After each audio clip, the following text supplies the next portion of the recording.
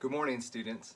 Have you ever stopped to think about the profound meaning behind being called to be salt and light?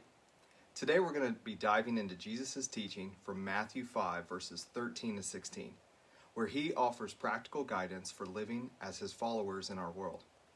This passage marks a significant shift from the Beatitudes, where Jesus speaks to the heart characteristics, and instead switches to practical steps on how we should conduct ourselves in our daily lives. Let's explore this concept of salt and light. When Jesus refers to his followers as salt, he taps into a rich symbolism deeply understood in that day. Because in their culture and time of the ancient world, salt wasn't just seasoning to add flavor to food, it served an essential purpose. It was critical preservatives, helping to keep food from spoiling at a time when refrigeration was non-existent. Salt played a vital role in sustaining life. In fact, the ability to enhance the taste of food made it a treasured commodity. Now think about light in the context of that time period. Without electricity, light sources were scarce and incredibly valuable. People relied on natural light during the day and relied on candles or oil lamps at night to see and navigate their surroundings. To be called light means to offer guidance and visibility, representing purity and truth in a world that often feels quite dark. When Jesus tells his followers to be salt and light, he's emphasizing the importance of positivity and influence in the world around us. Salt and light have an incredible ability to preserve and to illuminate, to keep things from deteriorating and to reveal what is hidden. We are called to act in a way that prevents moral decay in society and to share the truth that can guide others toward goodness. So what does it truly mean to be salt and light in our everyday lives?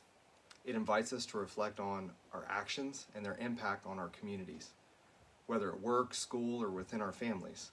Salt does not draw attention to itself, rather it enriches the food it's added to, enhancing flavors without boasting about its presence.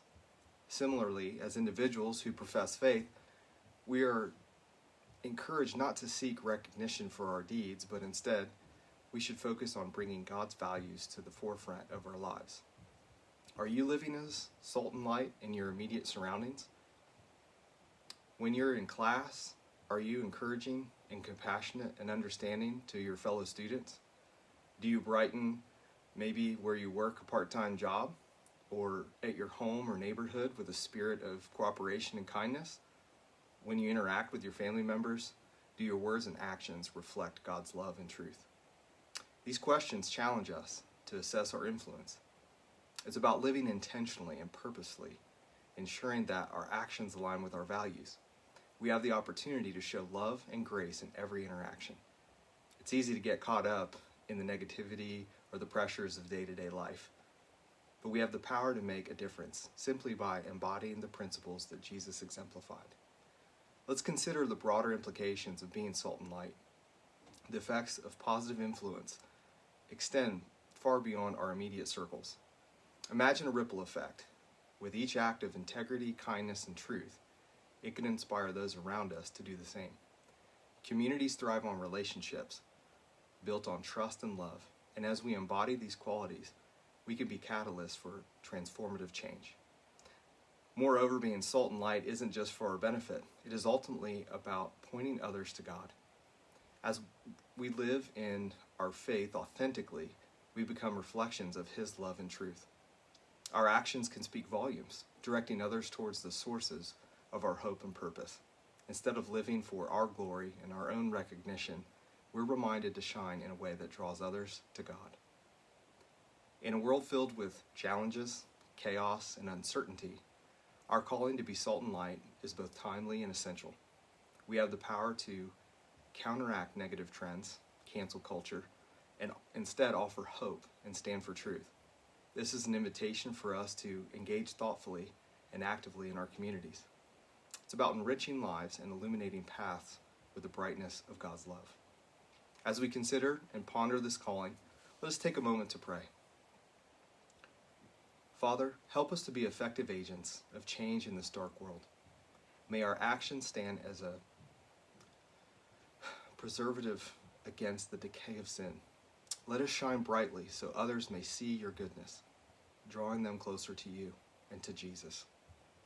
May our lives be a reflection of your love and truth, not for our own glory, but for yours. Amen. As we stand together in this journey, remember that each of us possesses the ability to be salt and light in significant ways. Let's strive to enhance the lives of those around us and create a world where God's love reigns brightly. Let's read from Matthew 5, verses 13 to 16.